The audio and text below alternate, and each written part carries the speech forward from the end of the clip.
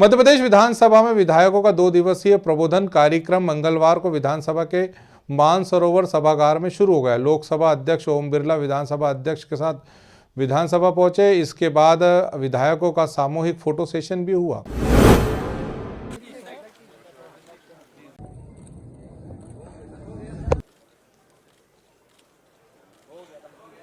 इस कार्यक्रम का नाम ही बहुत जोरदार है, प्रबोधन कार्यक्रम। और प्रबोधन कार्यक्रम यह प्रशिक्षण का अगला चरण है। अगला चरण किस प्रकार का है, हमारे इतिहास में एक अच्छा उदाहरण आता है। व्याकरणाचार्य पाणिनि का बहुत बड़ा नाम है साहित्य का। वो आश्रम में विद्यार्जन करने जाते हैं और विद्यार्जन करने में जो उनको पाठ्यक्रम दिया था वो पढ़ते याद करते, लेकिन याद होता नहीं। बार बार उनका इस प्रकार का व्यवहार देख करके गुस्से के मारे आचार्य जी डंडा उठा करके उनकी छड़ी देकर हाथ सामने करो, वो छड़ी मारने के लिए हाथ बढ़ाते हैं। और जब हाथ बढ़ाते तो थोड़े वो ज्योतिष के भी जानकार थे। जैसे हाथ बढ़ाते तो हाथ दिखाई देता और वो मारने के पहले अपनी छड़ी वापस ले लेते और बेटे उसको लाड़ करने लग जाते। तो उन्होंने कहा क्या हुआ गुरु जी? बोले बेटे तेरा कोई दोष नहीं। बोले क्यों दोष नहीं गुरु जी, मेरे को बताओ। बोले तेरे हाथ में विद्या की रेखा ही नहीं है। तो ये विद्या की रेखा क्या होती है? तो उन्होंने कहा नहीं बेटा चिंता मत करे, तू तो बस अब तेरा काम जो करना करता रहे, ये विद्या का मामला तेरे बस का नहीं है। तो उन्होंने कहा बताओ मेरे को कहाँ होती, क्या होती? जैसे वो हाथ पे बताते कि ऐसे ऐसे होती। बोले मैं अभी आया। अंदर जाते और चाकू से अपने हाथ से लाइन बना के आते और कहते ये लाइन बन गई। और उसके बाद दुनिया में उनसे बड़ा कोई व्याकरणाचार्य या अपने ज्ञान का बड़ा कोई इतना बड़ा नाम नहीं जो अपने हाथ से अपनी लकीर बना लेते।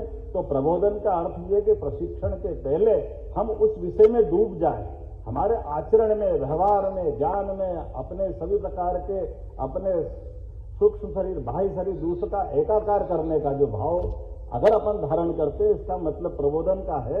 और मैं उम्मीद करता हूं माननीय अध्यक्ष जी जो आपने कहा है, मैंने प्रबोधन की बात कही तो एक उदाहरण और जरूर देना चाहूंगा। वो हम सबके लिए उसी प्रकार का होगा जो महर्षि पाणिनि जी को हमने नहीं देखा है।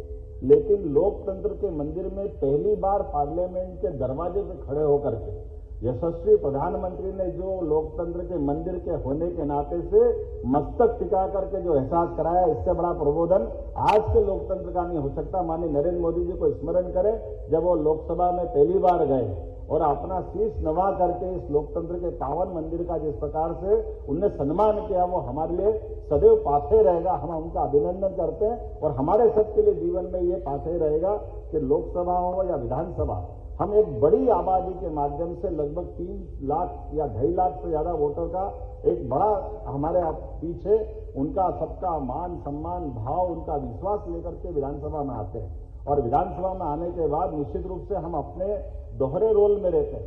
हमारी अपनी विधानसभा का दायित्व तो हम पे है ही, उस विधानसभा के साथ साथ प्रदेश की बेहतरी का दायित्व भी, ये उत्तरदायित्व भी हमको होता है। इसलिए हम पूरे प्रदेश की बेहतरी के लिए, अपने क्षेत्र की बेहतरी के लिए और इनको सबको मिलाकर के हमारे अपने इस देश की लोकतंत्र के उस पावन मंदिर का सम्मान करने के लिए उस बड़ी भावना के साथ अपने इस विधानसभा में प्रवेश करते हैं। निश्चित रूप से इस कारण से हमारे अपने जीवन में कई नए पाठ सीखने के लिए भी ये पाठशाला की तरह काम आती है। और इस पाठशाला के पाठ में हर सत्र हमारे लिए एक नया अपने जीवन का एक पाठ बने और नए प्रकार से अपने जीवन का आत्मविश्वास की नई चरण से नई सीढ़ियां प्रारंभ करें, वो सारी ऊंचाइयां हम हासिल करें। ग्रामीण भारत टीवी के लिए भोपाल से विनीत श्रीवास्तव की रिपोर्ट। खबरों में बने रहने के लिए ग्रामीण भारत टीवी को सब्सक्राइब कीजिए और बेल आइकॉन दबाना ना भूलें।